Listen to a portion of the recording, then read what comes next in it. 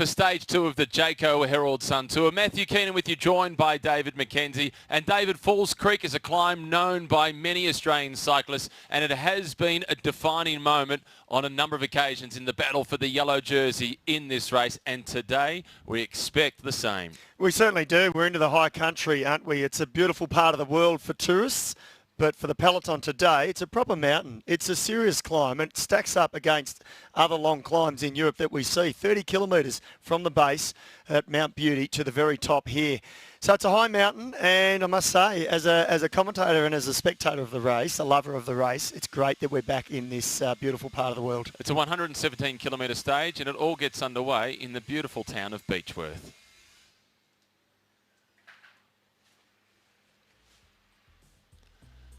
Beechworth is one of the historic towns in the high country. It's renowned for its bakery. It's also well known for its brewery. It's a destination that cyclists flock to. It has wonderful old vineyards that are just on the outskirts of the city itself. It's been the host of plenty of bike events, not just races, but mass participation.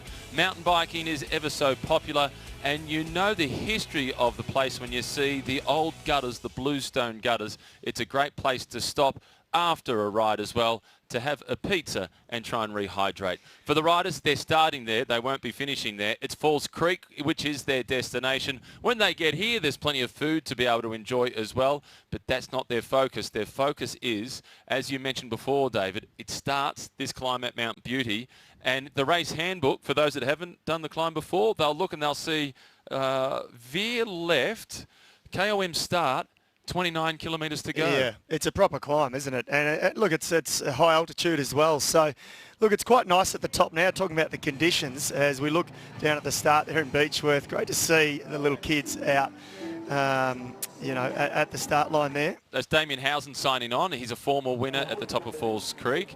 The Sunweb team, that's Michael Storer. They have the leader's jersey with Alberto Danesi. Dion Smith, one of the Kiwis, another Kiwi. This is Tom Scully. And his team in the pink colours, Simon Yates as well. The EF team, we haven't spoken about them a lot. They do have a chance today, particularly with one of the locals, James Whelan. Yeah, look, there's a few smokies, I think, and today we'll get a real understanding if they can stand up against the likes of Simon Yates. We know he's not in his very best form, but his mediocre form's still pretty good, and it's just about good enough to beat anyone here. So today we will see if there are any real challenges. And just to touch back on the weather, it's really nice here at the moment, Matt. But there are a few clouds rolling in. There's a possible chance of thunderstorms later on this afternoon, so we'll just keep an eye on that. Why did he have to say? I said it, there you go. At the moment. Yesterday, it was a great day's racing. In Shepparton, the weather conditions were almost too good. It all got underway at the Mitchelton Winery in Nagambie, and as they rolled out, there was a slight delay before the flag came in because of one of the riders having a mechanical problem. So they all wait at the start before they get together, and then the racing got started.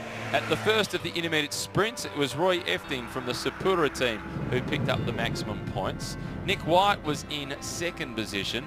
We then saw the major breakaway of the day form off the front. Amongst them from Team Bridge Lane was Ben Hill. No surprises seeing Ben Hill in the breakaway. Connor Murtagh was in that move as well from Oliver's Real Food Racing. Then the day came unstuck for Nick White. He was involved in this fall. David McKenzie, somehow he finished the stage. 2 broken ribs and a punctured lung. Yeah. He finished. It's incredible, isn't it? And you could see he was in a little bit of bother there. We didn't realise it was that bad until at the completion of the stage. So we wish Nick White well in his recovery. But Ben Hill here, he was switched on. He took the second of the intermediate sprints quite comfortably, Matt. And then he was focused and pushed on towards the line.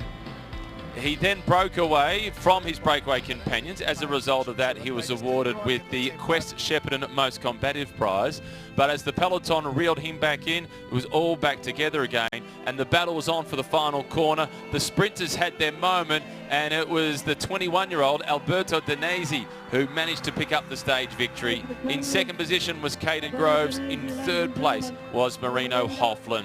The yellow jersey now sits on the shoulders of Alberto Danesi. His first season in the World Tour, in the professional ranks. It's been an impressive start. It's been a good summer for Danesi. He's been out here pretty much for the whole of January.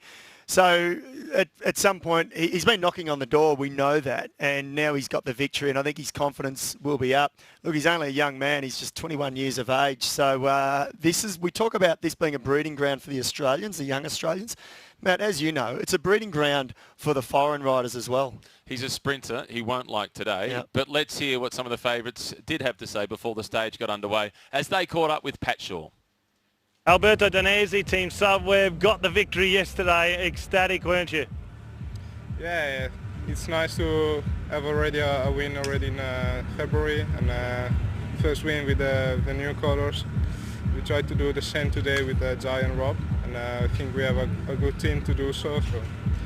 Fair to say you're the out-and-out favourite for today's stage. Does you carry a little bit of stress into the stage because of that?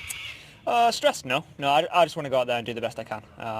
I don't know a lot of the domestic guys, so for sure they'll try and give me a hard time. And like I said, I'll just do my best.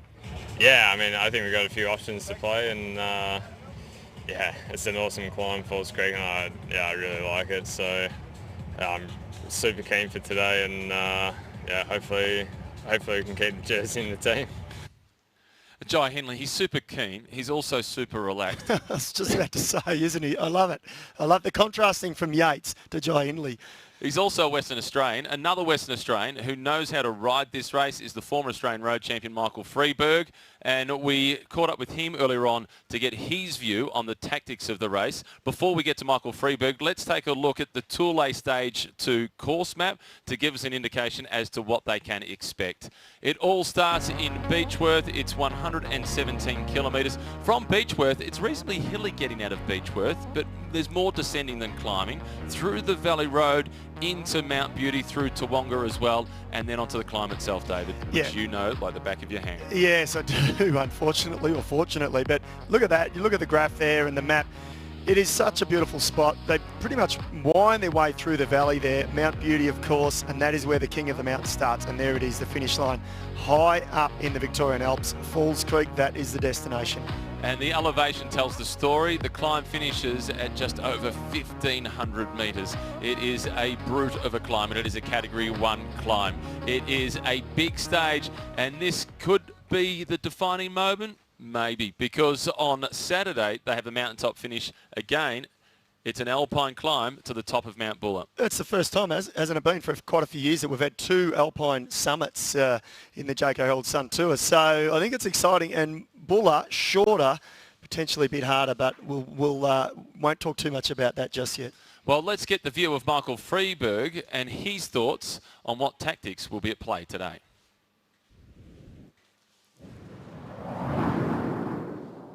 We've got a hilltop finish on the cars today, and it's going to be a pretty difficult race. We've got a finishing on the top of Falls Creek.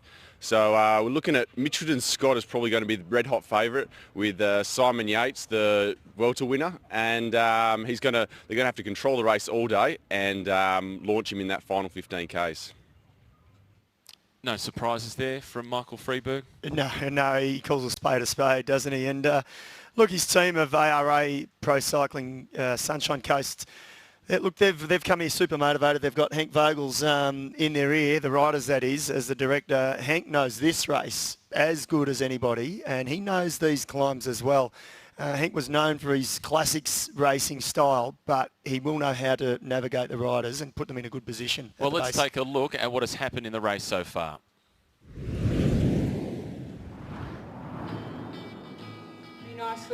Race started at 10 o'clock in Beechworth. The yellow jersey on the shoulders of Alberto Danesi, yesterday's stage winner. The green jersey on loan being worn by Caden Groves. The white jersey, that's also on loan, that's being worn by Craig Wiggins, because the actual leader of each of those classifications is Alberto Danesi. The yellow jersey takes precedence. Perfect weather conditions as they rolled out. Kilometre 0, looking for the first attack. Ben Hill's always close to the front when it comes to Kilometre 0. And once again, Ben has managed to get himself up the front and into the breakaway. Back of the peloton, number 121 is Jesse Coyle, who we saw in the moves throughout yesterday's stage. And he's a rider that we expect to be active throughout tomorrow's stage, perhaps, looking for yet another breakaway. Didn't take too long for a breakaway to establish off the front, and number 131, Luke Mudgeway from the Black Spoke Pro Racing Academy, the Kiwi getting himself into the move, and in the green colours, Oliver's Real Food Racing. Yet again, they've got themselves into the break with Angus Lyons being joined by Ben Hill. Yeah, no surprises there, was it?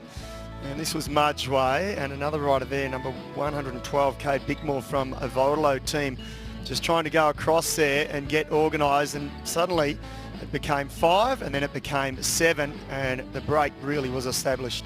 The other riders in the breakaway in the yellow colours from the Avolo team, Kate Bickmore and Scott McGill, the two riders from that team. That's Hill at the back of the group. This is Lyons in the green, Mudgeway in the dark blue colours. Also in the breakaway, Jinky Yamamoto from the Kinan cycling team out of Japan. So that group getting a maximum lead of a little over 3.5 minutes. The peloton being led by Sunweb and Mitchelton Scott. Sunweb with the yellow jersey of the race leader Alberto Danesi. At the first of the intermediate sprints, it was Kate Bickmore who collected the maximum points just ahead of Luke Mudgeway, and in third position Ben Hill collecting more points in the race for the Bright Brewery points classification. Good to see the Kiwi team in its first season active in the race, David. Yeah, very good to see. And look, the Director Sportive, Scott Guyton, I think he gave him pretty strict instructions last night. Get in the breakaway, get in the break of the day, get active. So good to see Mudgeway there. I just pipped at the post for that intermediate sprint, but you know, they carried on after that, didn't they? Well, not too long after that intermediate sprint, Angus Lyons decided that he wasn't happy with the company that he was keeping, so he went solo. He broke away from his former breakaway companions, but then who would respond to that sort of move? Of course, the one and only Ben Hill, very keen to just get amongst the action. He's just such a competitor, isn't he? And he's such an opportunistic rider. It's amazing because day after day, riders try to get in the moves. You think it's easy when you watch Ben Hill because he is always there, but believe me, it's not. Celebrating his 30th birthday yesterday, Ben Hill. He is out in front with Angus Lyons and the yellow jersey, Alberto Danesi. He's back in the peloton, and this will be one of those occasions, David, where we see the race leader playing a support role. Danesi, a sprinter, he's got two really strong climbers on his team. He certainly has, and no, I don't think we should be surprised at all. Danesi will relinquish that yellow today on this climb. He proved yesterday why he won the stage. That's because he's a sprinter. And now we're at the back of the peloton. This is live picks, Matt. Tool A Stage 2, live pictures from the Jayco Herald Sun Tour. The peloton making their way through the back blocks of Mount Beauty. This is an appropriately named town. It is stunning. Right at the base of Falls Creek. The leaders, they are on to the bottom of the climb, and their King of the Mountains ascent has started. Just 29 kilometres to go, all uphill. I tell you what, we could not have timed live coverage better, and here we are, and it looks like our leader is at Angus Lyons, so he's left Hill. So Lyons now, by the looks of things, is out in front. He's at the very base of the climb. It's almost like a sort of highway road here at the very start, but it doesn't take long to kick up, and it just sort of sits around 6-7%, so it hurts enough. And very early on, not a lot of shade in the first couple of kilometres, so the sun would be beating on them at the moment. And then after about 5 kilometres, there actually is a false flat and actually downhill section. It's only about a kilometre of reprieve, and the climb goes like that in sections for quite a while, doesn't it? They're my favourite bits. Yeah, exactly. They've been through Mount Beauty for the second of the Bright Brewery intermediate sprints, and it was our leading two riders, Ben Hill and Angus Lyons, that was still ahead of their breakaway companion at that point. And it was Ben Hill who led them across the line, collecting more points in the race for that green jersey, putting him in with a chance to win the sprint classification. Angus Lyons was in second position. Ben Hill, who yesterday celebrated his 30th birthday, paying the price for being in the breakaway yesterday. Absolutely. He's just like that. That was before they even hit the climb. Yes, surprising. I think he's absolutely gassed it. He obviously was focused on those intermediate sprints, and he did his fair share of work for this man here, Angus Lyons. And Lyons now, look, the beauty he's got, he can just settle into his own rhythm here. He's on his own. Sure, it's a bit harder. You don't get much of a sit on a climb anyway. So now he can just ride his own tempo, not worry about what's going on behind. There's nothing he can do about that, but ride at his tempo, ride at his threshold, and you know, if I was his team director and if they know this climb, Lions would know this climb, you'd be focusing on that first 5 kilometres. Get to that first false flat, then you've got a bit of reprieve, get some fluid into you, get a little bit of food into you. Remember, it's over an hour of climbing here. It's more like an hour 20, hour 30 of climbing. So it's a big, big climb, and you've got to make sure you get food and drink in you at the base. If you do this climb in an hour, you are taking all of the Strava records. I would think Every so. single one of them. What is good is that Angus Lyons, he's got Oliver's at Real Food Racing fueling the system. And we saw yesterday with Conor Murtagh in the breakaway from that team, he was moving along fairly well throughout the breakaway yesterday.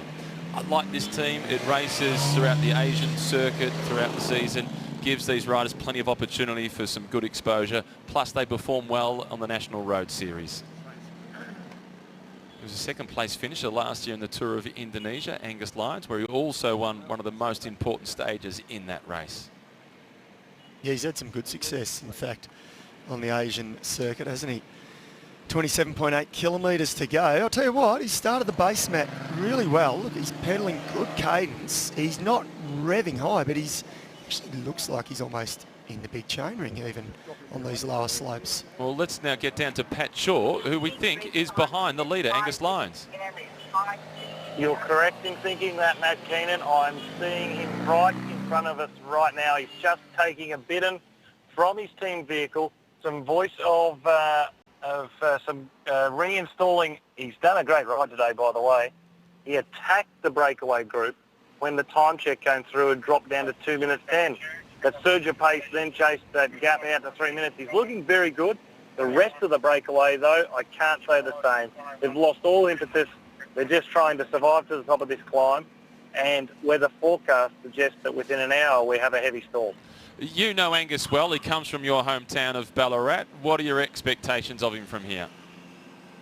Well, I know that he'll leave everything on the road. He has no reason not to, and he's got a great lead. He can climb. We know he won the climber's jersey at the Tour of Langkawi last year, and he's also exceptionally smart. He had a very high ATAR score coming out of his VCE, and he studies engineering, I believe.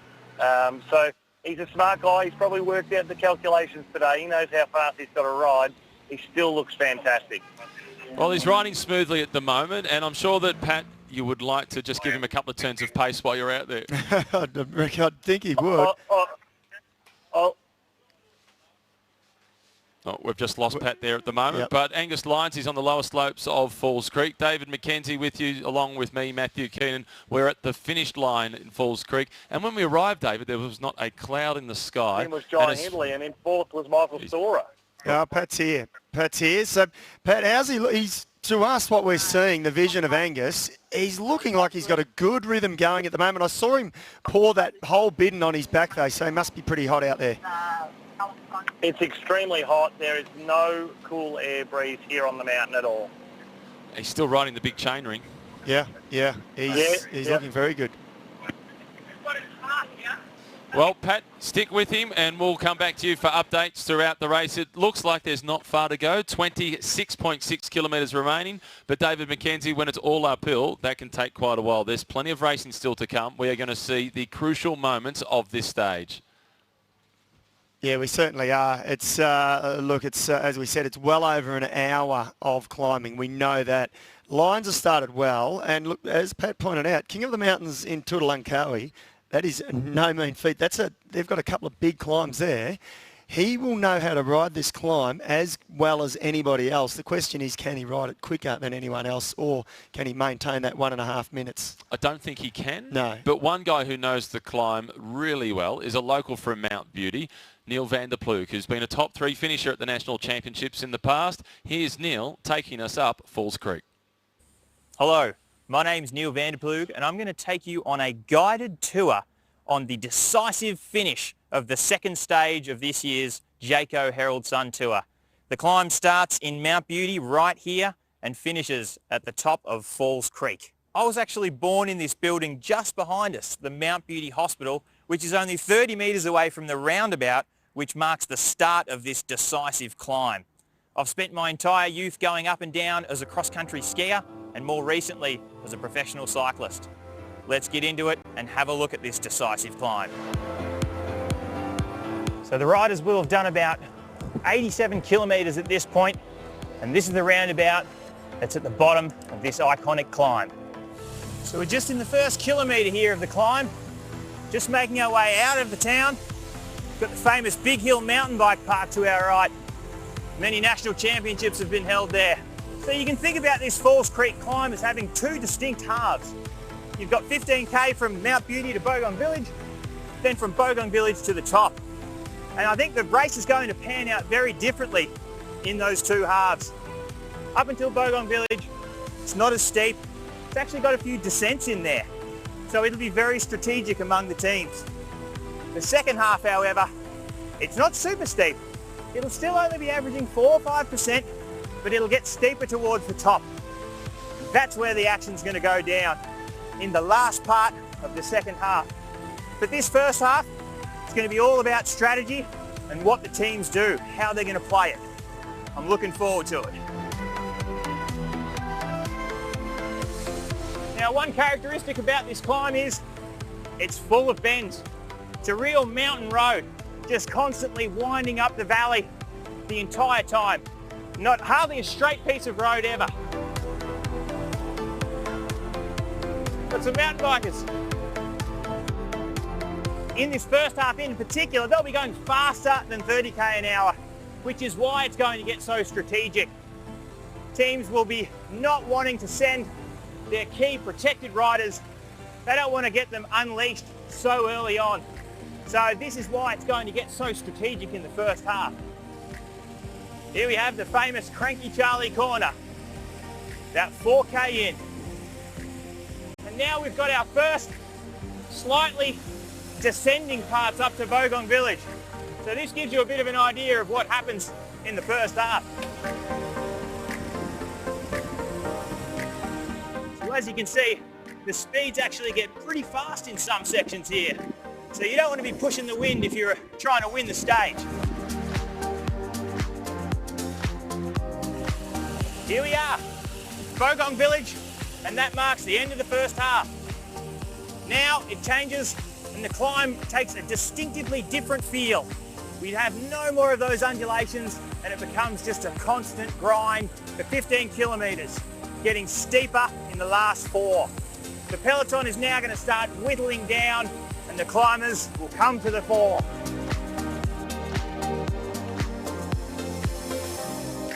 So here we are, all yellow lines from here and all climbing to the top of falls. So in the second half, it could be a smaller peloton, or at least one that's getting smaller and smaller by the kilometre. As we've said, it's a constant climb all the way to the top. Don't be surprised if it's still relatively large in the earlier slopes, but it will just whittle down and down. And then in that last 4k, that's when the attacks will come. This is the Falls Creek ticket box. 4k's to the finish and it gets steep at around 6%. This is going to be the section where the climbers with legs will go for the stage in that yellow jersey. Here we are at Falls Creek Village. We're just under 1 kilometre to go here. The finish line's just up in the village. So by now, the riders will have pretty much nothing left in their legs, completely emptying the tank and giving it absolutely everything to the line. This is a decisive stage where GC will be largely determined. In the final few metres here of this gruelling climb up to Falls Creek, we're right up in the village. You can see the ski slopes behind us. It's going to be a lot of people out here on the day. What a cracking finish it's going to be. So there you have it, the finish of the second stage of the Jayco Herald Sun Tour. Brutal climb to finish up with here in Falls Creek. We have another mountaintop finish in this year's tour in 2 days' time, finishing at Mount Buller. I'm going to show you exactly what that one's all about. Woohoo! Here we go, the summit. I I think Neil had a bit of fun on that occasion. He's raced up here plenty of times in the past. He's ridden it so many times as a local from Mount Beauty. His family still lives at the bottom of the mountain. That's the most he's enjoyed it. Yeah, I think so. And look, great one to have give us a recce, because he would know it and has probably ridden it more than anyone else. What we do know is there's a few black spots in terms of coverage from the 25 to the 18 kilometre to go mark. But as you heard from Neil, the key decisions on this climb, they won't happen until probably the last 5Ks? Yeah, I think so. I think you're right. And so we do apologise for that, but there's nothing we can do. There will be a couple of black areas where we won't have a race, and that's why now we'll just take another look at this course, Matt. What a beautiful spot. Firstly, Beechworth. The riders wouldn't have had much time to enjoy it this morning, but it's such a great course up through the valley there, all the way nestled in between the two sort of mountain ranges, one that separates Bright, the beautiful alpine town, to Mount Beauty, and then of course they hit the base of that climb at Mount Beauty and all the way up to Falls Creek. Along the Kiwa Valley for the first of the intermediate sprints, and then further on through Toowoomba into Mount Beauty for the second of the intermediate sprints. They've both been contested, those intermediate sprints. Our leader Angus Lyons, he is on the climb. He's at roughly the 24 kilometre to go mark. He's still holding on to a 1 minute and 30 second advantage over the peloton. The peloton, they're not worried about Angus. They're just worried about each other. Yes, and what I'll be curious to see is who in the peloton, when will Mitchelton take control and start riding a high tempo? Realistically, you would think the harder they make it, the better for Simon Yates, and that's what they'll aim to do. And then again, the few smokies, who are they going to be? We've talked about a couple of them, but there will be a few others, I think, and maybe one or two that we haven't even discussed that will step up today. We've seen that previously, in fact, a couple of the young Australians, I think at Lake Mountain a couple of years ago with Esteban Chavez. Yeah, and we certainly did. It was Alexander Evans who well caused the big surprise, and he's now riding for the Wanty Group Goubert team after winning a mountaintop finish at La Toula Avenir. Before we talk about other contenders for today's stage, Pat Shaw caught up with the big pre-stage favourite, Simon Yates, before today's stage got underway. Let's hear from Simon Yates now.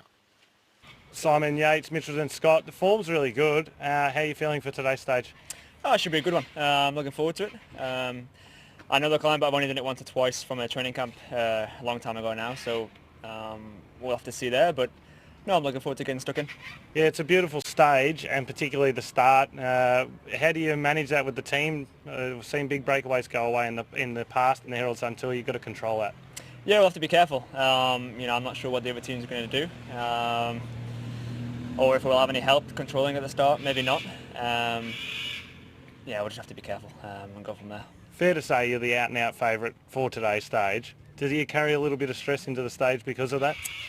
Stress? No. I just want to go out there and do the best I can. I don't know a lot of the domestic guys, so for sure they'll try and give me a hard time. And like I said, I'll just do my best. Last time he came here, Damien Howson, he was the one that took the cake, so he could probably give you a little bit of advice on the climb, but I'm sure you won't need it. Oh, we'll see. Yeah, we got options. Also, Nick Schultz is also a good climber, so we got options as well. All the best today. Thank you. Thanks so much. They do have options. They've got plenty of options. That's their strength. We did say we'd talk about other riders to watch for. Let's go through them now. Jai Hindley, we heard from before the stage got underway. He's one of the riders from the Sunweb team. They do have the yellow jersey with Alberto Danesi. He's not their man today. It's Hindley or Rob Power. Yeah, I think so. I think most definitely. And look, Power, for quite a while, it's been a while, I should say, since he's had that form. Feels like it's coming back, which is great to see. He was very good at Tour Down Under. He faded on the final day. And Jai Hindley, we heard from him at the top of the show. He's motivated, seemed very relaxed. He's ridden this climb as well, and so too Power, I'd imagine. So they'll be motivated to put in a good ride today. This is what they've got to look forward to. These are live images from the top of the mountain. This is Falls Creek. This is the destination. This is right near the top, and you can still see some of the damage from the bushfires of 2009. Yeah, it's amazing, isn't it? And look, we talked about it yesterday, Matt, and for our viewers all around the world, not just here in Australia, and these areas have been affected over years. Look, and more recent times, the fires actually were on the sort of other side of the mountain. They got quite close to here. So as a sporting event and as a cycling tour, we're very fortunate that we can bring the race back here now. We're so lucky we can. And I think I feel pretty proud on behalf of the sport that we can inject some money into the economy, because that's the big talking point now, that they're all open for business. So make sure you do come back here. If you're coming here for a holiday or to this area, it is open for business. So come here, spend your money, spend some time in this lovely area, because this mountain range, it's just not one mountain here. There's quite a few dotted in the area, and we talked about Bright and Mount Beauty sort of being the gateway to those mountains. It's a lovely part of the world to ride your bike and do many other things. You've got a young family, you come up here, you're a regular traveller to this area. A minimum once a year, often twice a year. We're booked in already for Easter. There has been a fall in the peloton. Pat Shaw has just sent through an update, and it's one of the riders from the Avolo team, Aidan McNeil, a young American rider in the race. He's gone down. There was a big crash yesterday, though, and it was Nick White from the Bridge Lane team. Somehow Nick White managed to finish the stage. It was extraordinary. He looked battered and bruised. This morning we caught up with his team manager, Andrew Christie Johnson, and we found out just how battered and bruised he was.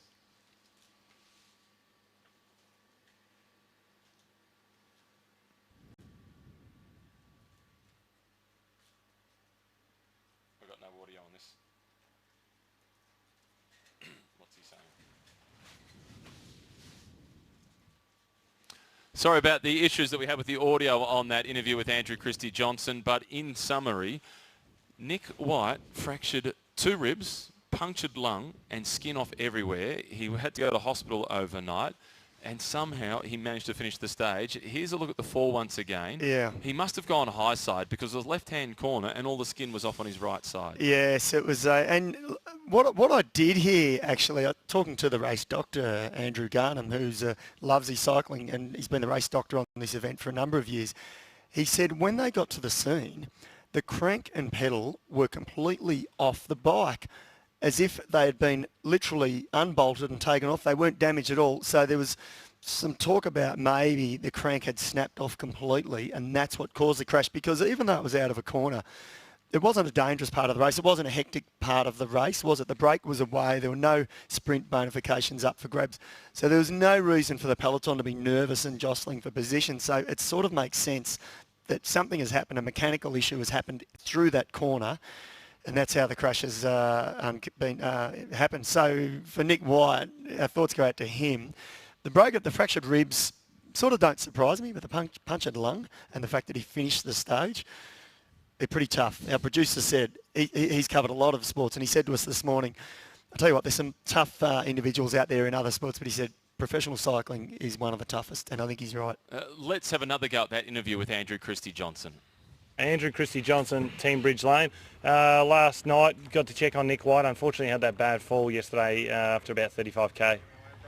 Yeah, look, it was a strange one to see Nick down, for a funny incident with another mechanical from another bike. But Nick is in hospital, maybe for a day or two yet. We're still not exactly sure to the extent of his injuries, but we know that he has broken a couple of ribs and he's punctured his lung. But we're waiting for an update actually from this morning. Yeah, and so what's the likelihood that we'll see him at the Melbourne Awardable? Definitely not. Yeah, unfortunately. We're crossing our fingers maybe for Taiwan, but Melbourne Awardable, it's impossible. Thank you very much. Cheers.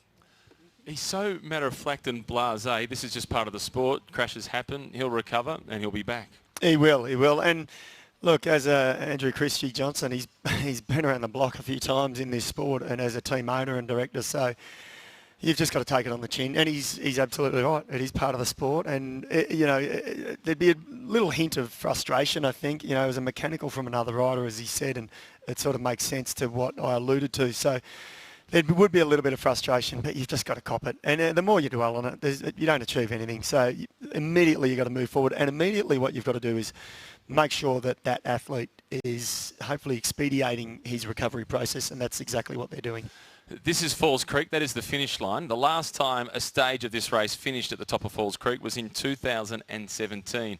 Damien Housen was the winner on that occasion, and it laid the foundation for Housen to win the race overall. Let's take a look back at how Damien Housen got the job done in 2017. This is Housen. He's been rejoined. It's like David and Goliath on the mountain now.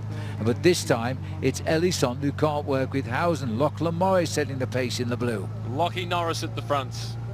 followed then by Sebastian Hanau. Michael Storer is the next in line. Ben Dybel just behind him. Housen, even though he's been caught by Kenny Ellison, he has not backed off the pace.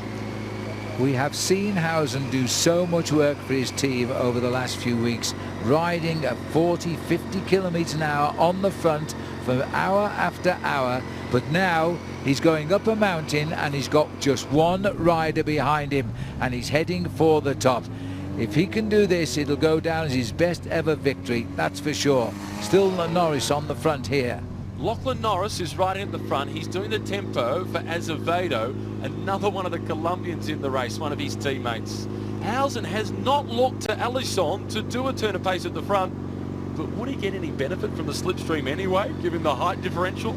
Absolutely none, I would suspect. There's not a lot on the climb anyway. It's every man for himself. Climbers like to measure their own pace and not try to be dictated to, as Ellison is right now. He's not happy. He's gritting his teeth there.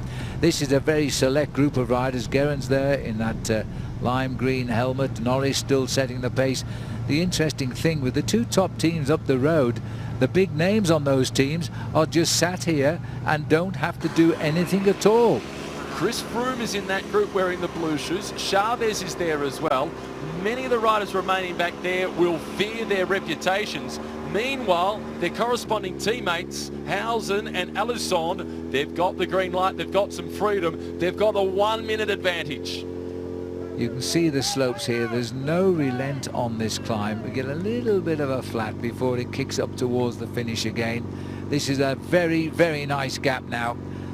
Now, for the first time, Damien Housen takes a good look at Kenny Ellison. Ellison prepared to go through with him. It's an amazing tactic by both teams, this. Everybody has been watching the big names, and these two have taken their chance. And the tactics, they're hatched by the sports director, the man from the team in the car calling the shots. And for Damien Housen of Orica Scott, that is Matt Wilson.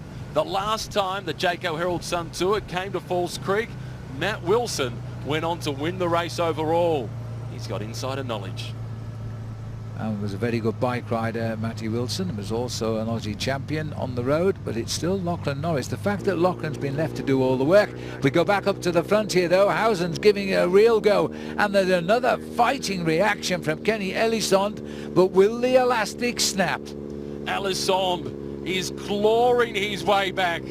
Housen is riding this climb like a time trialist, setting an infernal tempo. Well, for you youngsters hoping to be a professional one day, watch how these professionals hit each other now. They are both digging into what we call the red zone, and hats off to the man in black. He's clawed his way back to Damien Housen. I don't think Damien expected that. Is there anything left now? Ellison, no retreat, no surrender. This is Johnny Clark, followed by Chavez, and then Froome in the black colours. Well, Chavez is concentrating here. He's certainly not planning an attack right now. Froome sat on his back wheel. The top two favourites locked together, but they're running the best part of half a minute to 45 seconds behind these two. Housen is really grimacing, but look at Ellison. He's gone back up to the front to do his turn. That's a very, very show of either bravery or stupidity. We're going to find out which. Or bluff. This is Michael Storer now who's attacking. It's Michael Storer at the front, the young Western Australian. Sebastian Hanau is the next to respond. Followed then by Johnny Clark, and looking behind him, Jai Hindley is also on the wheel. And that group looks to be gapping away from the field. Only 2.5 left, and Ellison, is he going to go up the inside? Cheeky move, but it's the short way round the corner, but there was no attack there, and Housen, no problem to lock onto his back wheel. We're running out of road for these two, and Housen has gone. He saw the man in black look to the right. He dived to the open door on the left, and he's got the gap at 2 kilometres to go. Now, can he claw this one back? As soon as Housen had the benefit of the element of surprise, he seized the moment. The gap has opened up once again. He's yet to win a race in his professional career. He gives Ellison just a little bit of distance, and now he's got the momentum. Yeah, there was a split-second delay there. Ellison was not expecting that move. He was looking down at his brakes. Now he's clear. He's carrying the number to the summit. Look at the gap. It's open now. He's not over. This man has not stopped riding at all. But there is 1 kilometre to go. He's 1 kilometre away from his most famous moment in his pro career. You made reference to the world title that he won in the junior ranks. That was in the under-23s in the individual time trial. This is Jay Hindley who's going forward, and he is slowly but surely bridging the gap across to the Frenchman, Kenny Alisson. And Storer is behind him, and they've got rid of all the opposition. This team from the Quartermenth Real Estate squad, the youngest riders in the race, are unbelievable, and they're riding up 2 of them to the summit. But this is the moment now for Damien Housen, 150 metres out. Every second counts. There's no bonuses at the finish. This is real time, and a yellow jersey awaits him. For Housen, normally at the service of Chavez, but today is his day to be number 1.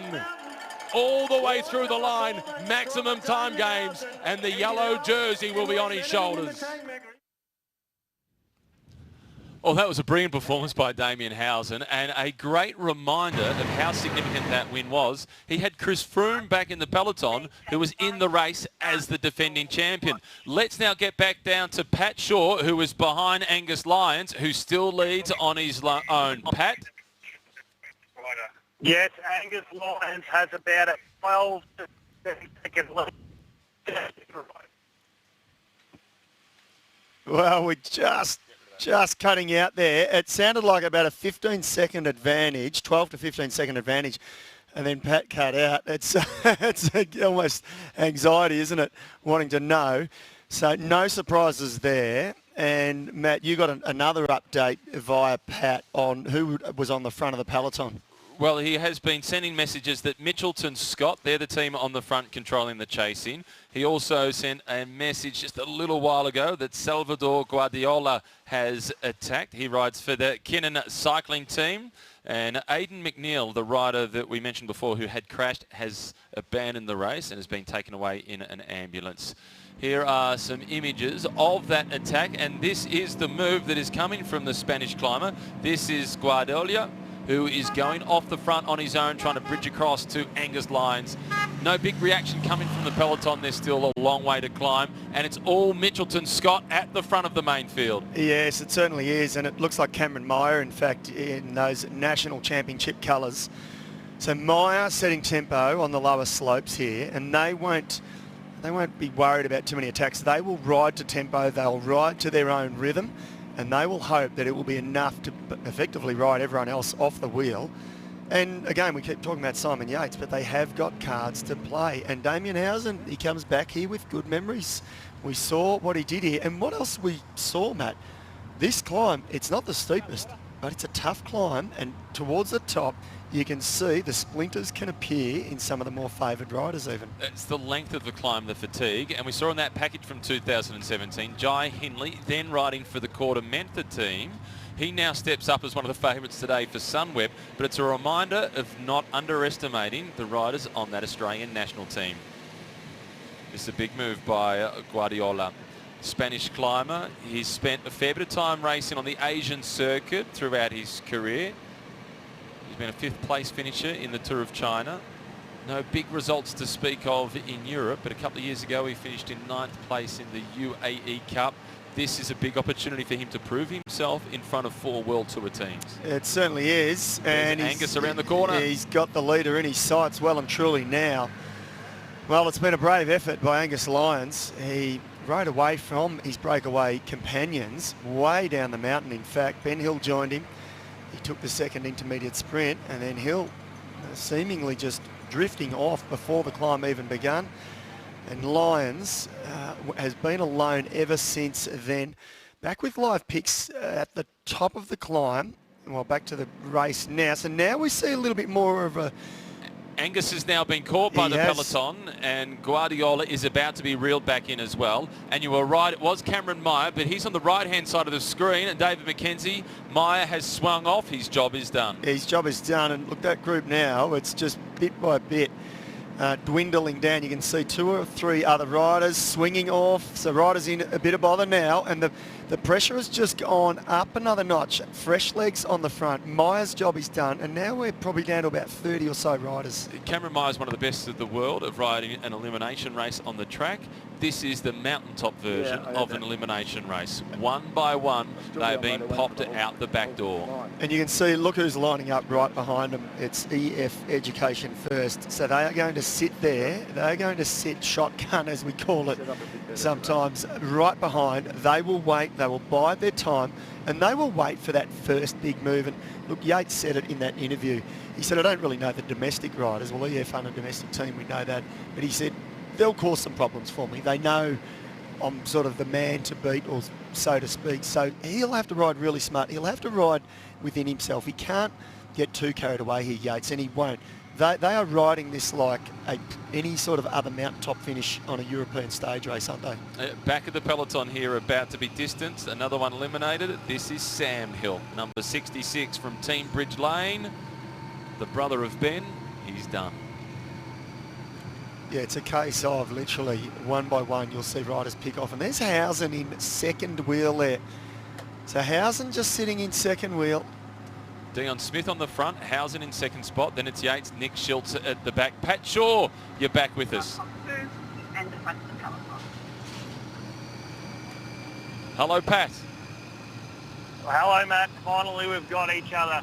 On the front, Mitchell and Scott with 4 riders. EF Tradeback in EF Education first, should I say, in great numbers towards the front as well. Lachlan Morton there, same with James Whelan. I really think James Whelan's one to watch. I heard you watch the vision of Damien Housen when he won in 2017. Remember Jai Hindley, he was second that year, and he is in the peloton as well with his teammates Power and also in Michael Storer. So there's still a lot to play with 13 kilometres to go. There certainly is, and Pat, you make a good point there of the Team Sunweb riders, and I can see them just alongside EF. Have you just been on the road? Have you had a look at Jai Hindley, because that performance a couple of years ago was pretty good, and he's a couple of years older, a couple of years more mature. Yeah, and funnily enough, fourth on that same day was Michael Storer, and he's his teammate today. I really think Sunweb can really do some damage. The ability to throw Storer out there early, then Power, and Hindley be the guy that goes last. And I really think Buller is a climb that also suits them in 2 days' time. Back at the peloton now. This is the process of elimination. Number 92 is just holding on. That is Michael Freeberg. He is, and look, just in front of him, Carter Turnbull as well, who had a great race in the Cadell Evans Great Ocean Road race. So Turnbull hanging on as well. Number 114 being dropped. That's Connor Shunk of the United States. He's been distanced. Freeberg swings off, so the pace is certainly starting to rise. Carter Turnbull from Quartermentha holding on. In front of him is James Oram of the new Kiwi team, Black Spoke. Yeah, and so too his teammate Hayden McCormick there. So those two riders, they are hanging tough at the moment. So this is good for the Black Spoke team at the moment. And the slightly lighter blue colours, this is Carter Turnbull. He's had a pretty good summer, Carter Turnbull. Big prospect for the future, one of the youngest riders in the race. 11.1 kilometres remaining. 2 riders from Black Spoke just in front of him. Number 11, that's Mitch Docker still in contact. Number 51, that's the guy I was looking for, Marcus Curley, who finished in 3rd place at the National Championships this year on the very mountainous Mount Buninyong circuit. As I said, there'll be a couple of smokies, and we've already seen what Marcus Curley is capable of. Will the Mitchelton Scott and will EF be wary of him? I wouldn't think so too much. They'll be told probably through race radio from their respective director sportists, but yeah, they will ride a high tempo here. And look, I'm with Pat Shaw. I'm thinking Team Sunweb with Jai Hindley, Michael Storer. They're in a good position at the moment. They've got 3 there. Rob Power, it looks like, as well. They've got 4 riders, in fact. And the rider in the white colours with the purple sleeves, that's from Nero Continental. That looks like it could be Chris Miller, who has managed to stay in contact towards the front of the group. One of the more experienced members of that team, or is it Jay Vine? Jay Vine, I think Vine it is. it was. Yeah. Jay Vine is a very good climber, and he's a rider that I had marked down as a smoky for a top 5 finish in the general classification. Well, he's looking all right at the moment, isn't he? He's sitting right near the front there. And Yates just assessing the situation. That's Jay Vine. He's a pure climber in every sense of the word. Yates is confident. He's confident, and he is trying to drift back out of their eyesight and therefore out of their mindsets.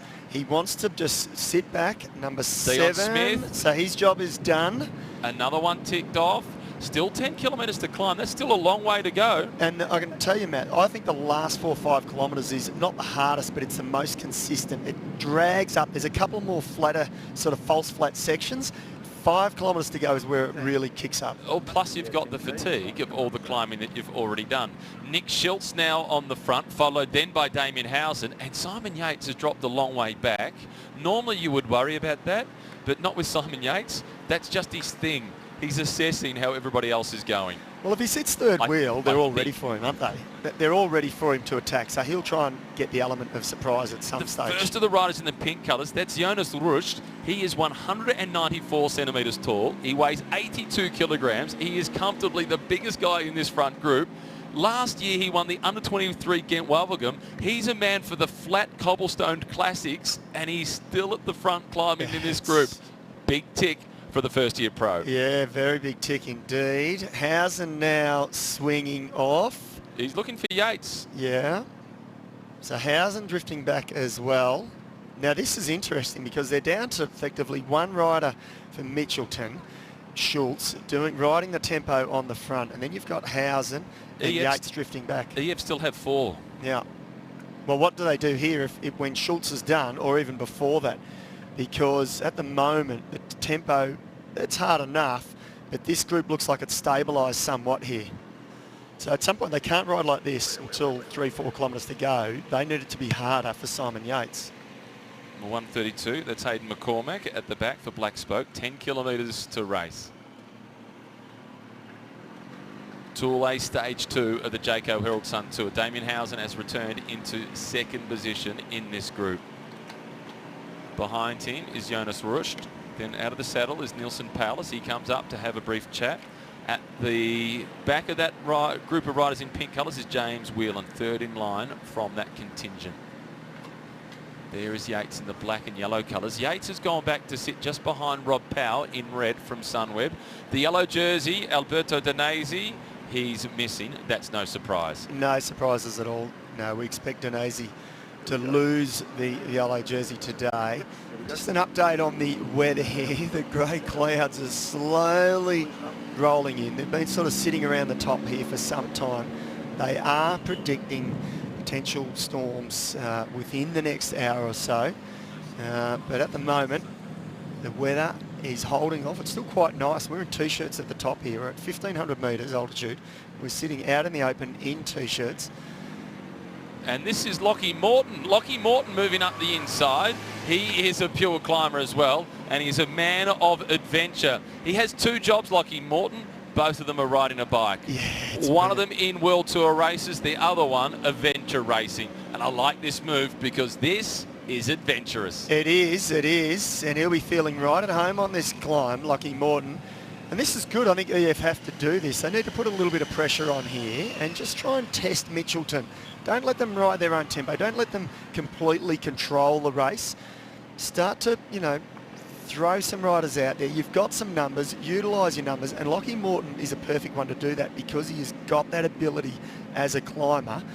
And so he will do that. And what he's doing is just stretching a couple of riders at the back here, a couple of the Black Spoke Pro Cycling Academy riders. That is Hayden McCormack, but he's riding within his rhythm. You can just see he's sort of tightening up a little bit, but he's hanging on. He's holding his rhythm, staying on the back of that group. So too number 51, as we mentioned before, Marcus Curley from Team Sapura Cycling. And number 72, Seb Berwick from the St. George Continental team. Very good climber, Seb Berwick. They also have a good sprinter, Craig Wiggins, who was inside the top 10 yesterday. He's on the big chain ring.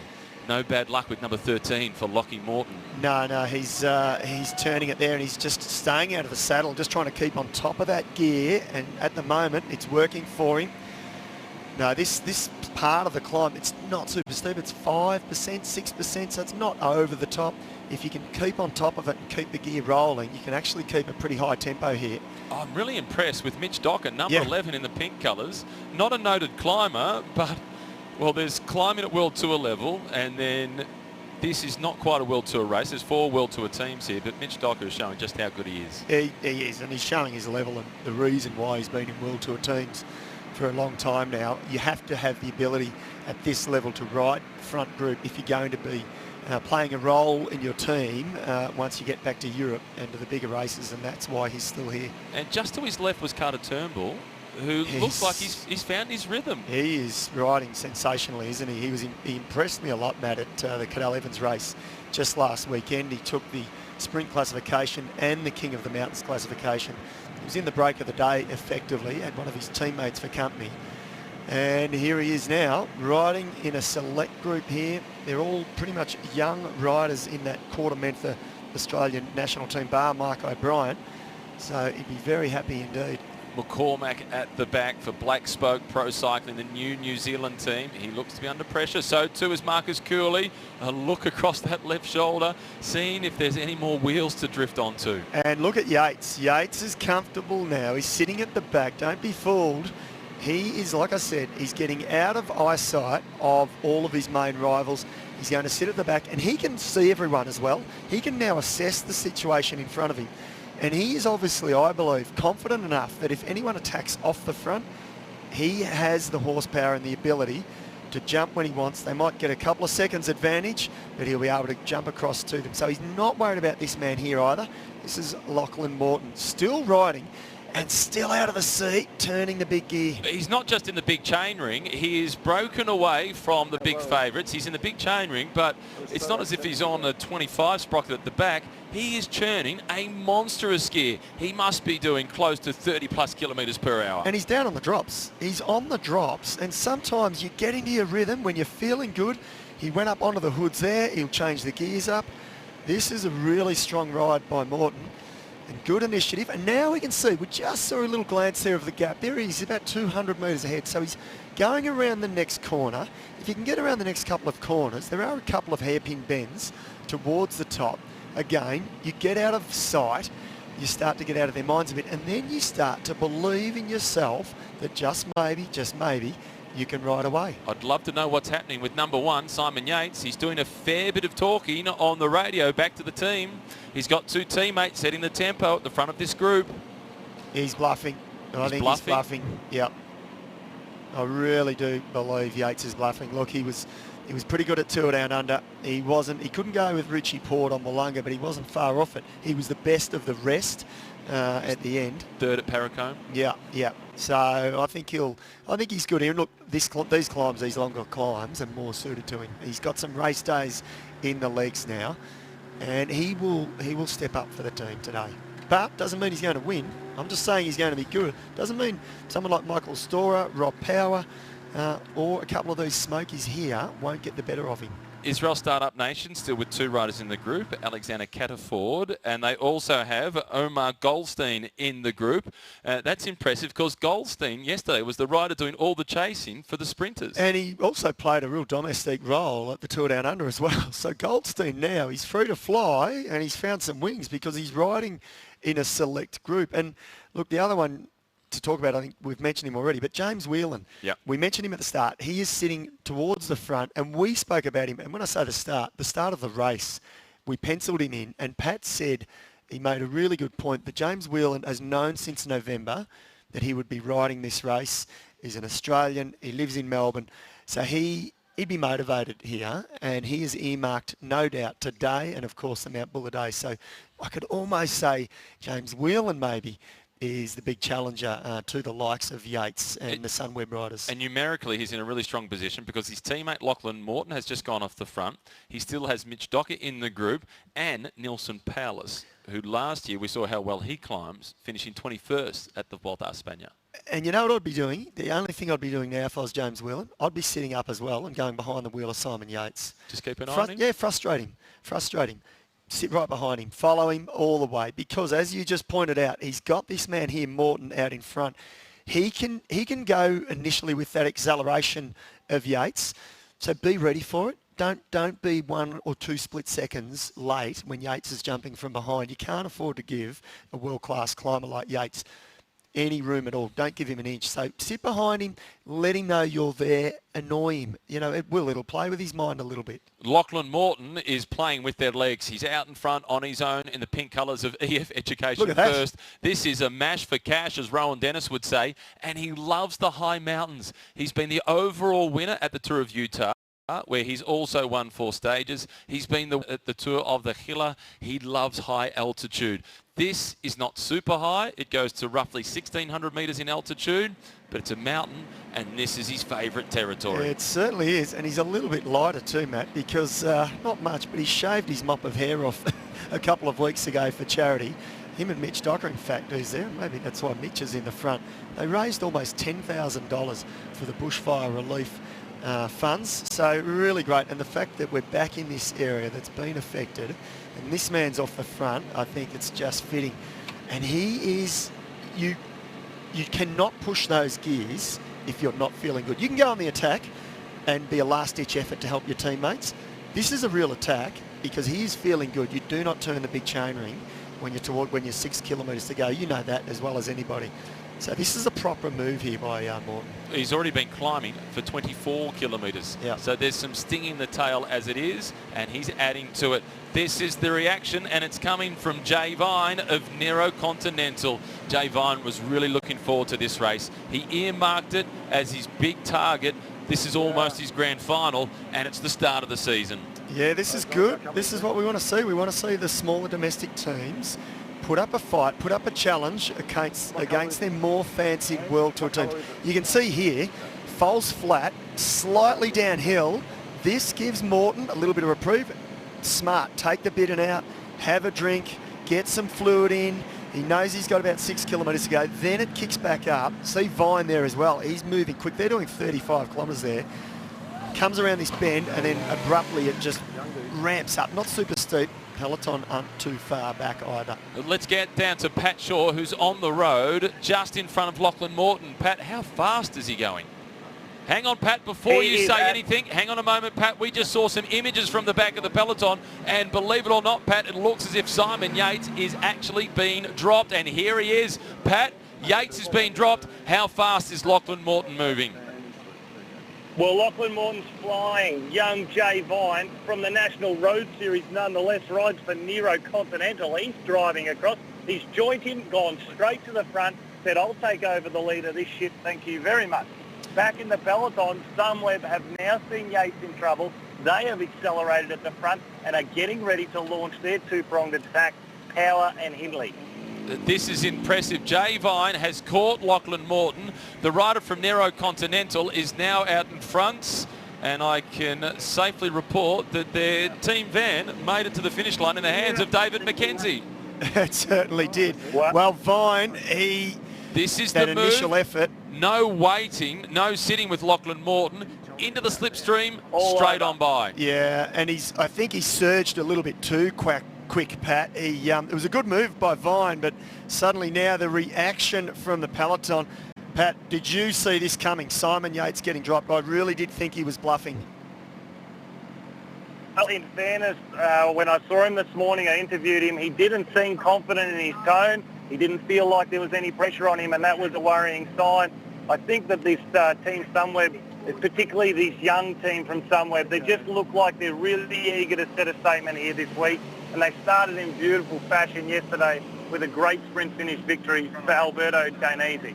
Well, thank you, Pat, for that. And we'll get some more updates from you as we get closer to the top. This is a turn-up, Matt. And as we said, though, he got me by surprise, Simon Yates. However, it's a couple of opportunities here. There's a couple of riders here that have an opportunity to stand up and stand tall and get the better of the more fancied World Tour teams. But Hausen is still there. It's Hausen in second position. It's Florian Stork at the front for Sunweb, who's setting the tempo. Sunweb still have 4 riders in that group. One of them is Florian Stork at the front. The other 3 from that team are all from Western Australia. Yeah. Rob Power, Jai Hindley and Michael Storer. As for Damien Hausen, he started the day working for Simon Yates. Damien Hausen is now working for Damien Hausen. Well, absolutely. And look, it's probably lucky that he didn't go to the front initially to ride a high tempo And this is Jay a replay Vine. now of Vine going back to the chase group. So this was just happened moments ago. Vine attacked. He went after Lockie Morton. And then what happened with Yates getting detached from this group, Sunweb immediately went to the front. They decided, right, we've got the box seat here. And they've started to turn the screws. And that now is causing one by one riders to get dropped here off the back. So I'd imagine now it's down to a really smaller group here. And we will start to see some attacks come. So this has just happened moments ago. They're probably about 3.5 kilometres, 3 kilometres to go. And again, we apologise for the small break-up. We are on a mountain and there's nothing we can do about the signal. It will drop out momentarily, but we will get it back as they approach the summit. There's the destination. That is the summit. That is the ski resort of Falls Creek. It is a beautiful spot. You can come here in winter and it's a skier's paradise. There's plenty of downhill skiing, there's cross-country skiing, and for mountain bikers there are some fabulous trails. It's also been the home of a lot of Australia's best middle distance runners for some altitude training, including the great Craig Mottram, who spent a lot of time up here throughout his career. Michael Storer now sets the tempo. Jai Hindley sits in second position. Well, that was 4 kilometres to go, in fact, Matt, that they just passed there. So they're at 3.8 now. Sunweb, really, they are in the driver's seat now, aren't they? But so too, EF Education First. The pressure at the back. Jay Vine, 1-2-4. He's starting to pay the price. Jesse Ewitt just in front of him. So too towards the back. We can see Seb Berwick is still holding on for the St George Continental team. Rob Powers there as well. So Powers putting in a good ride. Henley, though, he is really looking good here. Second wheel looks really good. The tempo on all of their rivals. Not many left. Jay Vine, that attack is about to hurt him. Yes, it is, isn't it? And it doesn't, you don't think that, but it does. That acceleration, he's been in the red zone probably ever since they brought him back, and he's been hanging. And that's where the World Tour team, so smart. By bit. And look at how smooth Michael Storer is at the front. Webb still with 3. It is Michael Storer followed by Jai Hindley. And the next Sunweb rider that you see, this is Rob Power, who sets behind Seb Berwick. There is Housen from Mitchelton Scott. The rider in the pink colours is Nielsen Powless, the American that we've spoken about, who climbs really well. Yes, he does. And his teammate there, number 17, I just saw James Whelan. He's in a little bit. So Whelan, when he drifted back, problem is the 2 riders at the back, they've been dropped off as well. Number 57, Jesse Ewitt, he's hanging tough. This is a great ride. Oh, this is a really select group. Michael Storer looks across the shoulder. He'll get the nod from Jai Hindley, who likes what is happening. And really impressive, number 72 from St George Continental. He's the rider behind Damien Housen. That's Seb Berwick. He is moving into the white jersey for the Visit Victoria Best Young Rider classification.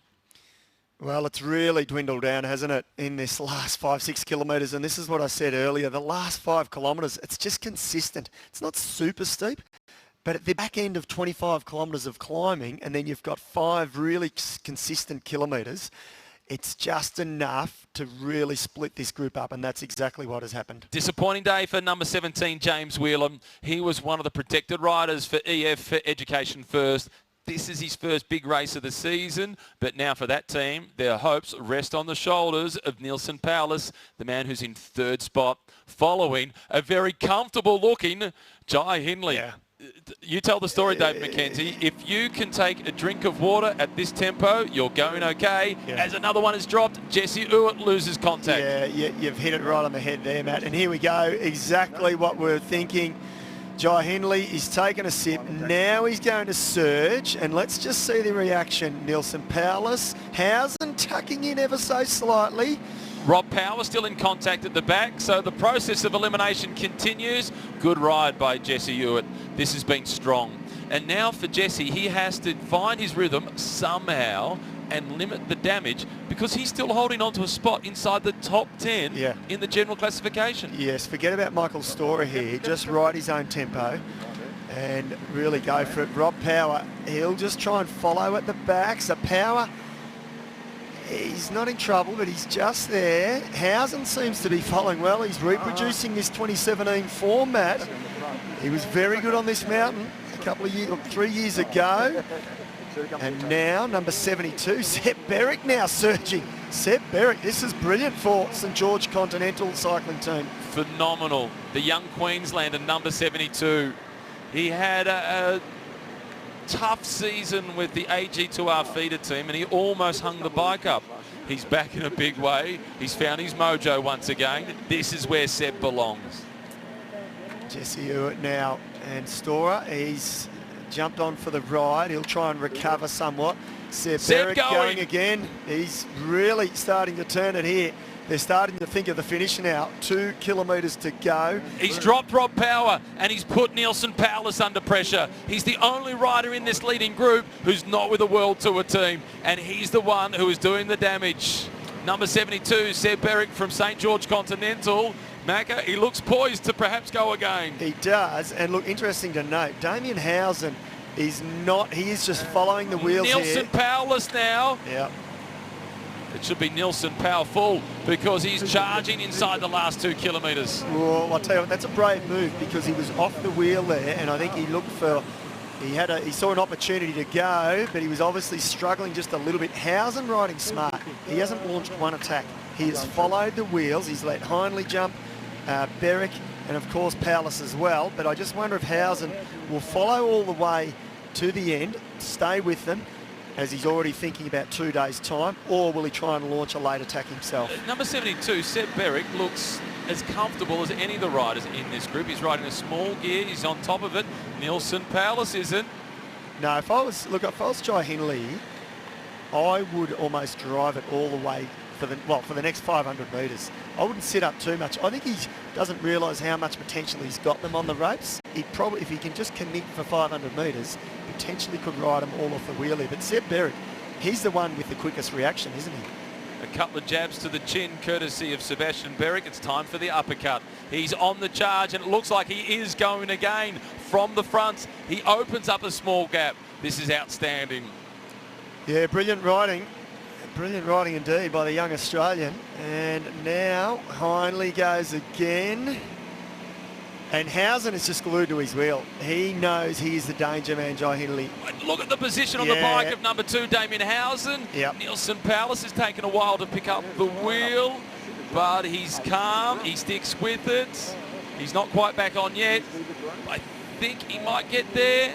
If Hindley can keep applying the pressure, the elastic may snap. That's it. That's what he's got to do. He's got to keep going. And then for Seb Berwick, right about now is when he's got to go. If he's got the legs. If he's got it, yeah. Powless riding. Powless. Yeah, this is impressive. He's off the back. He's on. He's got some character. He's got a lot of character, hasn't he? 1.2 kilo. Win this. Estimations what? Yes, hasn't he? He was second at the National Championships in the under-23 road race, and he was beaten by Jared Drisnes, who's a much bigger, more powerful man for that flat sprint through to the finish line. But this uphill sprint all the way to the ski resort at Falls Creek, look out for number 72, the young Queenslander, Seb Berwick. Yeah. Well, a kilometre to go. This is the first attack he's made, Housen, and it looks like it might do a little bit of damage. He's opened up a small gap. Jai Hindley looks like he's covered him. And Powless, he just can't go with the accelerations, can he? He sort of drags himself back up onto the wheel. 1 kilometre uphill, though, is a long way to the finish line, isn't it? It's a lot to know that much. Yeah, not all kilometres are created equal. Yeah. Seb Berwick at the back of the group. He's on the big chain ring. He's ready to pounce. Seb, no need to look back. The race is in front, and he can beat these guys. He can win the stage. Well, he's on the edge of potentially the biggest win of his career. A mountaintop finish in the Jayco Herald Sun Tour. And the riders that he could beat, 3 World Tour teams here. This will be a huge victory. It would be his first win in a pro race. Incredible. Enormous. And he's in with a huge chance. He sits at the back. He's perhaps a little bit worried about somebody such as Rob Powell returning from behind, but he's got to take the risk of losing in an effort to try and win. Is he backing off, ready to go? No, well, he's in the big chain ring. He is poised now, and he is zoned in. He was backing off, ready to go. He gave them a length. He's taken a run. Has he opened the gap? Oh, well, they reacted immediately, didn't they? Absolutely. Jai Hindley's on the wheel. Housen is with them. Powless has been distanced. 500 metres to go. Jai Hindley now in the red colours for Sunweb. Damien Housen is sticking to him like glue. This is a smart ride by Housen. Boy, oh boy, look, he's known for his time trialling and his climbing. He's won on this mountain before. Housen has ridden it so smart. I would have liked to have seen Berwick wait. He couldn't help himself though. Hindley now is going for home. And Berwick's not out of it. He's into the drops. He's ready to sprint. He's into the slipstream of Damien Housen. Jai Hindley has gone early. Housen has waited patiently. They started out riding for Yates. They're finishing off Mitchelton Scott riding for Damien Housen. He's looking to repeat his victory of 2017. Seb Berwick goes. Berwick opens up the sprints. The young Queenslander gets his nose in front. Jai Hindley is responding. Housen around the inside. It's Hindley who has his nose in front. It's Hindley who's the hero on Falls Creek. Hindley takes the win. Housen in second position. Berwick is in third. And the rain starts to fall. Nielsen Powless across the line at 13 seconds in fourth position on the stage.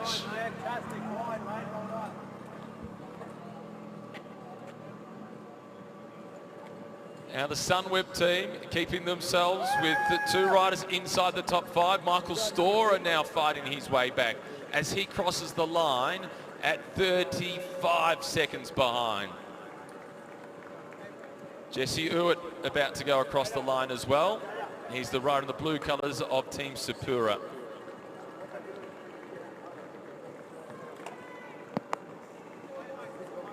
And now we have Jay Vine from Nero Continental making his way up to the line with James Whelan. They haven't conceded a huge chunk of time. They're at 1 minute down. And then it's Thomas Lebas from the Kinnan cycling team. Next across the line at 1:08 from Sunweb, Rob Power.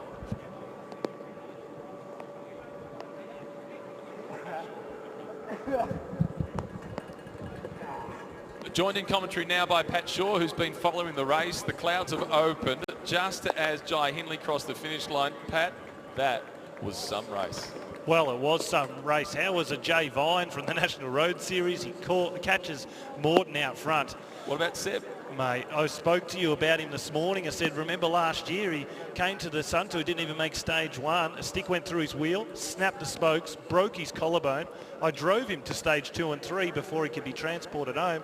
At National Championships, second in the under-23s, and he said to me, I don't turn up to finish second. And I thought, well, that's interesting, but I haven't seen a lot of you today. Stage, and right. Might suit him more because it's steeper. Let's take a look at some of the highlights in just a moment as we watch more of the riders come across the line. This was the sprint finish. Jai Hindley, the Sunweb team, they started with the yellow jersey on the shoulders of Alberto Danesi. They finished with the yellow jersey, this time on the shoulders of Jai Hindley. This is an important victory in Jai's career. Oh, certainly is. And look, he finished second here to Damien Housen in 2017. He really has shown that he's ready to go for the overall. But they've also got the team to defend. I mean, Michael Storer, Robert Power, Craig Anderson, he was fantastic today as well. And also Florian Stork was there for even longer. Florian Stork is a young German climber and he was really impressive. Yeah, they've come here to get a result, and even when they spoke about a young team coming pre-tour, you could see that there was that energy in this lineup. And I love the way that team develops young riders, and you and I have spoken about him a lot, but Luke Roberts is the sports director. If you were managing a young athlete and you were trying to pick the best team to develop a rider, I find it pretty hard to go past Sunweb and being under the guidance of Luke Roberts. Oh, I totally agree. Cannot disagree with that at all. And when we think back that when 2017, these two boys that we were talking about, Jai Hindley in first today, Michael Storer did a truckload of work. They rode for the Quarter Mentor national team. Yeah, they did. That's 2 years, 3 years ago. So it shows you just how quickly these kids evolve into well, a winner today, but potentially the winner of the entire tour. And we'll hear from Jai Hindley shortly at the top of Falls Creek, which is a fantastic destination to go for a bike ride. Hi, I'm Matt Keenan and I'm in the Victorian High Country and I'm joined by a local former world champion on the mountain bikes, Paul van der Ploeg. And I'm going to show you some of my favourite parts of this area. Let's go check it out. Let's ride. This is one of my favourite destinations. I love these roads. I'm looking forward to exploring the mountain bike trails as well. Hopefully lots of other people come back as well and support the locals. Cheers, mate.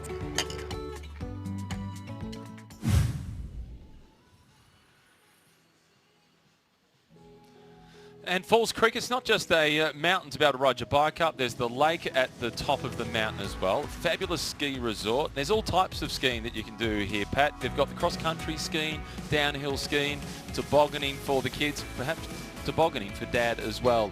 Wonderful spot and a little bit of horseback riding.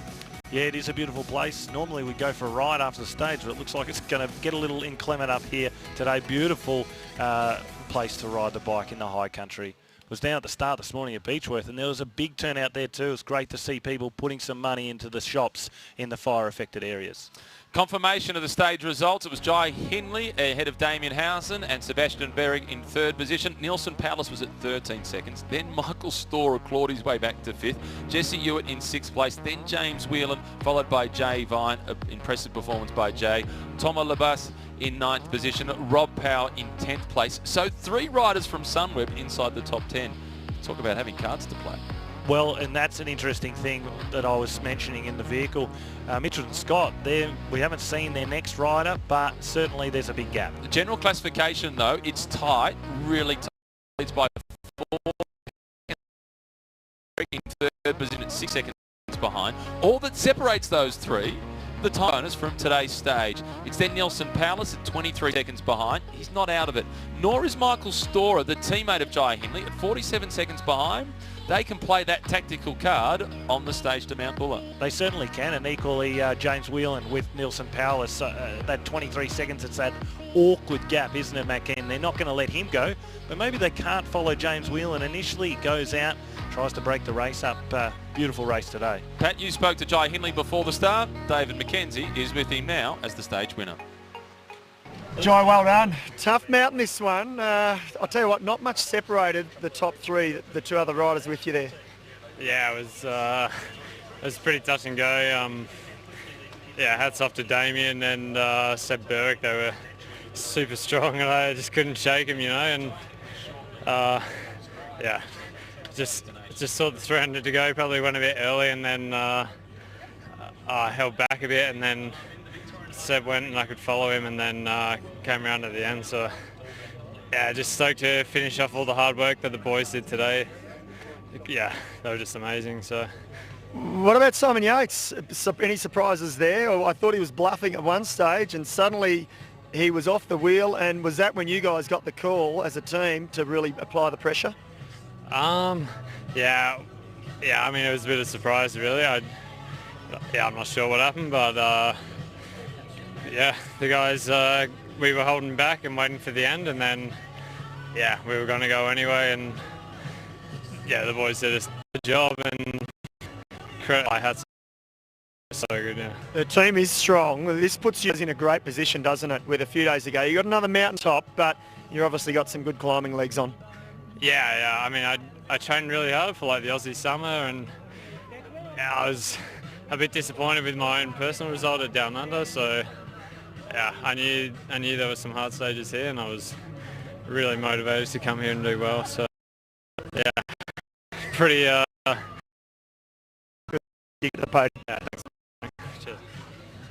Fantastic attitude by Jai Hindley. This is a race that has been a launching pad for a lot of riders to demonstrate, hey, I'm worth backing as a team leader. The most notable this century has been Simon Gerrans. Bradley Wiggins won here in 2009 before then going on to win the Tour de France. So this is a big step for Jai Hindley if he can hold on all the way to Melbourne on Sunday. Maybe a confirmation that the legs are there and the abilities there. He's shown it in the European scene at the Grand Tours. He's finished top 10 in very difficult Vuelta stages. He's up there. He's got the ability, and it's great to see. What's better, I think, is that they're great kids like these. Jai Henley, Michael Storer, Rob Power, they're great guys to have a chat to, and we can be really proud that they go over there and fly the Australian flag. Let's take a look at the highlights from today's stage, the Tour Stage 2 of the Jayco Herald Sun Tour.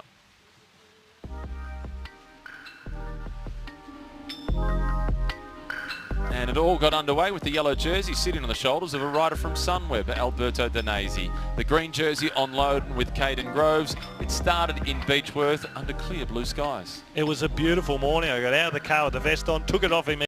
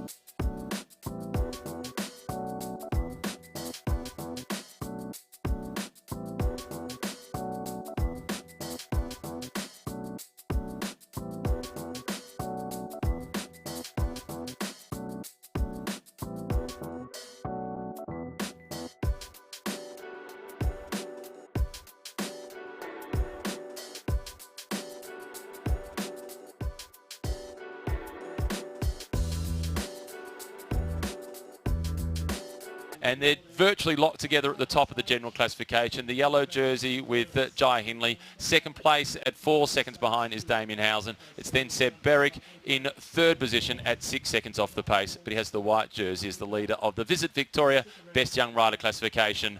The presentations to come after this. The high country is now really renowned as the destination for cycling. Having grown up in the area, did you always have that threat of fire and were well aware of it? This summer we've had horrific bushfires, and having people come back, and it'll be good to see the trails getting filled up and the roads getting filled up. Had fortune right all over the world, and this matches anything on. Couldn't agree more. I mean, we were so spoilt with the vineyards, the mountain views, it's just magic. So the ride that we've done today, that's a road ride that I know pretty well, but you're famous for being a world champion on the mountain bike. You've got to take me off-road. Yes, we've got Mystic Mountain Bike Park here and then 6 other amazing locations. This is one of my favourite destinations. I'm coming back in Easter. Hopefully lots of other people come back as well and support the locals. Cheers, mate.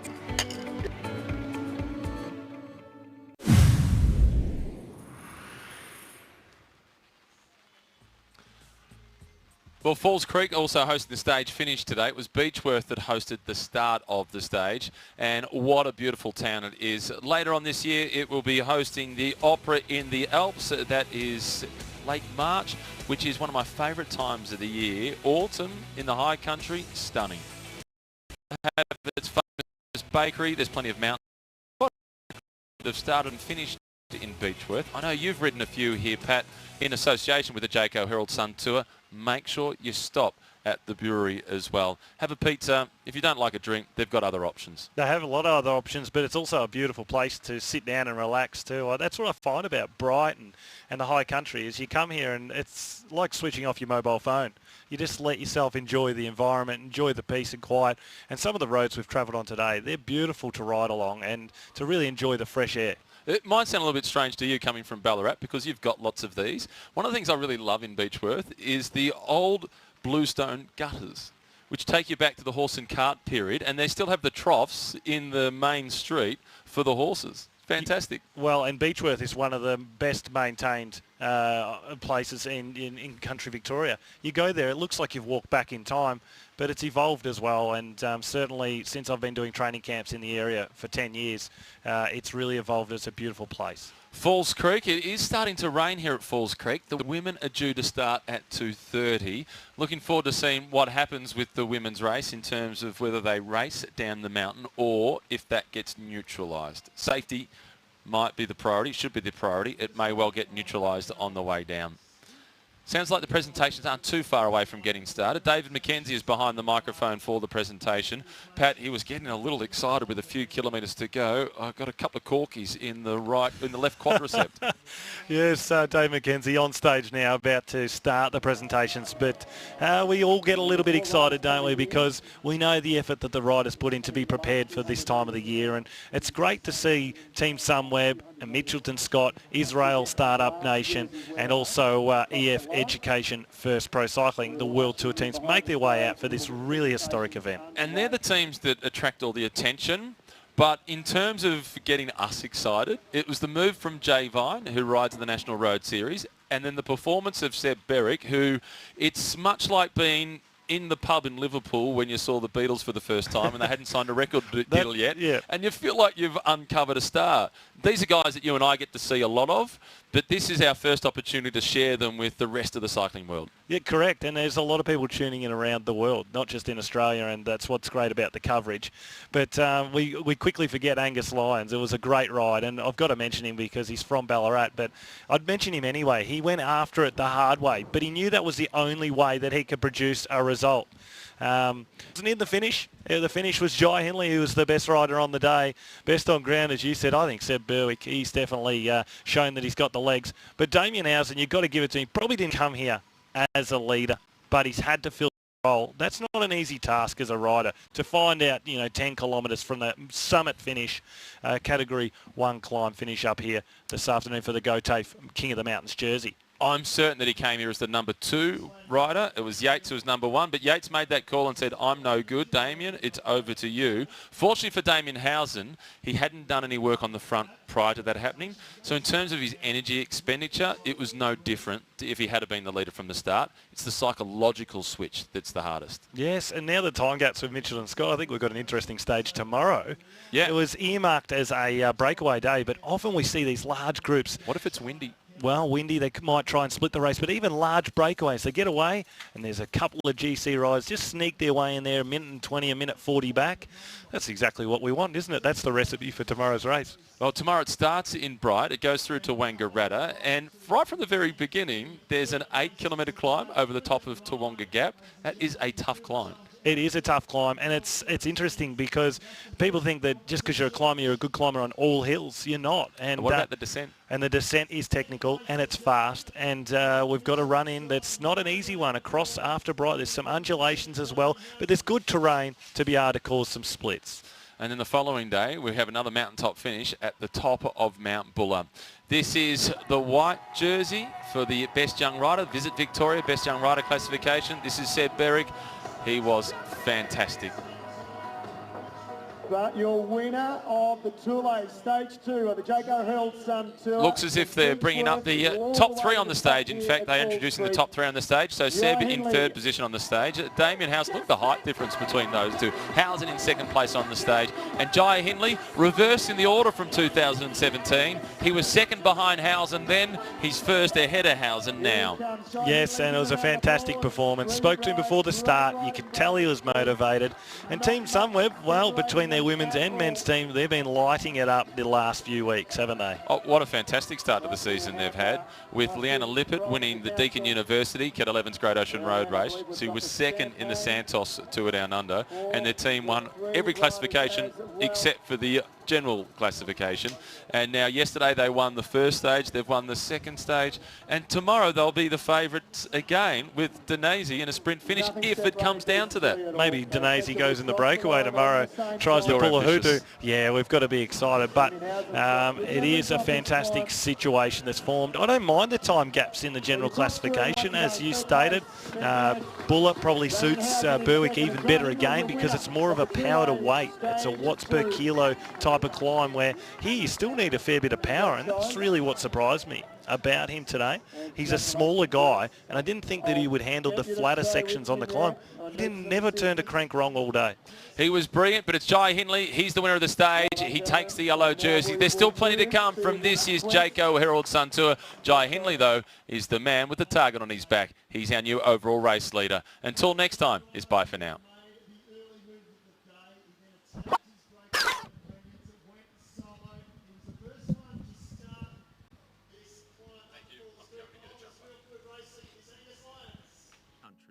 Now really renowned as the destination for cycling. Having grown up in the area, did you always have that threat of fire and were well aware of it? This summer we've had horrific bushfires, and having people come back, and it'll be good to see the trails getting filled up and the roads getting filled up with cyclists again. You and I have had fortune to ride all over the world, and this matches anything I've done. Couldn't agree more. I mean, we were so spoilt with the vineyards, the mountain views, it's just magic.